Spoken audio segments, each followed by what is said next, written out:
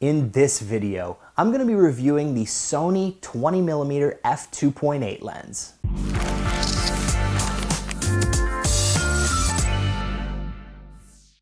Hey everybody, welcome to Dan Bullman Photography.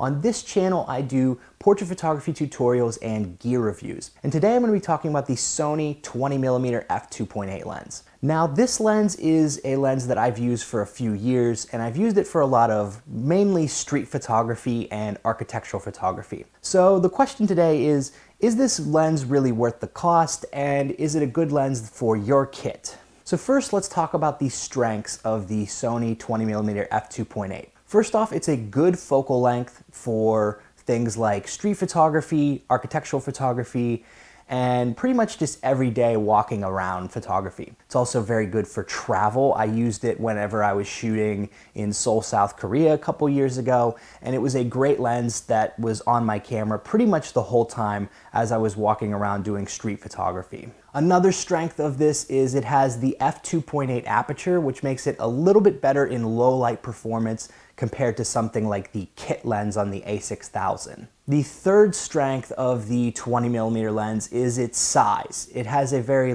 pancake form factor, and it makes it much smaller and easier to travel with than comparable lenses like the 19mm lens from Sigma. Finally, because it's a native Sony lens, it plays really well with the great autofocus system in cameras like the A6000. But there are some drawbacks of the 20mm f2.8, and it's worth pointing those out before you make a purchase. So one weakness is the cost compared to comparable lenses.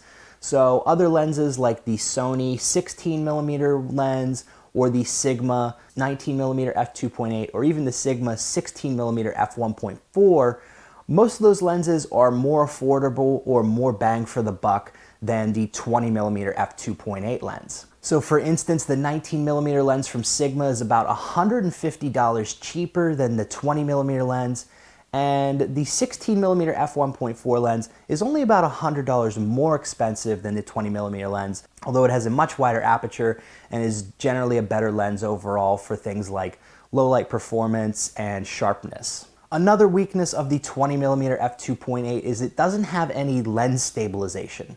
So if you're using a camera like the Sony A6000 and you're trying to do something like shoot video with it, it's not really a great lens for that. I've shot some handheld video with the 20mm lens before, and it turned out pretty shaky, so I pretty much avoided using this lens for any handheld video work that I've done in the past couple of years. Now, if you do have in-body image stabilization with a camera like the Sony A6500, then you're going to be fine putting the 20mm lens on your camera. The final weakness for the 20mm lens is it's not the sharpest lens in this sort of category of wide-angle lenses. You're going to get better image quality with one of the Sigma lenses, but overall the sharpness is not too bad. It's not too soft of a lens. It is a pretty precise lens, and if you're just posting photos on social media, it's not really going to make a huge difference anyway, so I wouldn't let that be a deal breaker. Now let's talk about the distortion on this lens. Now with wide-angle lenses, you're generally going to get more distortion around the edges of the frame than you would with a more normal focal length lens like a 50 or a 35. With lenses like this, you're going to experience some distortion, especially if you're shooting cityscapes.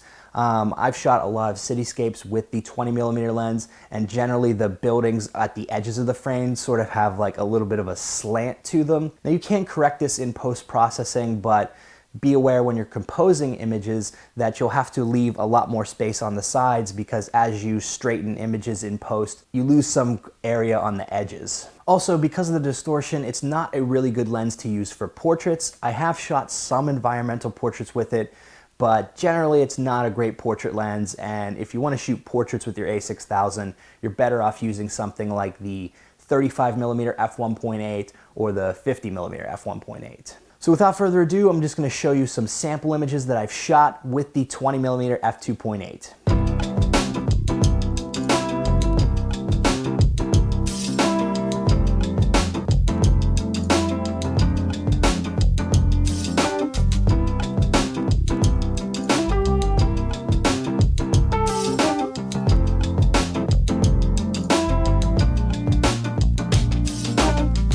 So final thoughts on the 20mm f2.8. Is this lens worth buying? Now I think if you really like doing street photography and you mostly shoot still images, this is a good lens to go with.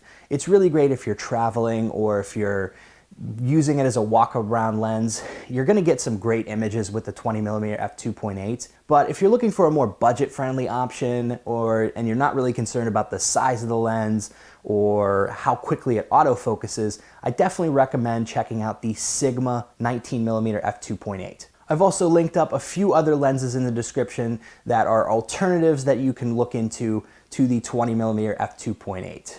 So what is your favorite wide-angle lens for the Sony A6000? Let me know in the comments below. Also, if you like these videos, please be sure to subscribe to Dan Bullman Photography. We'll see you soon, folks. This has been another episode of Dan Bullman Photography. Peace. Hey, before you go watch another video, I just wanted to let you know about this free guide that I put together. Now, if you're struggling to pick the right lens for your Sony A6000, I created the free Sony A6000 Lens Picker Guide. Now, you can get this PDF download completely free when you sign up to my email newsletter.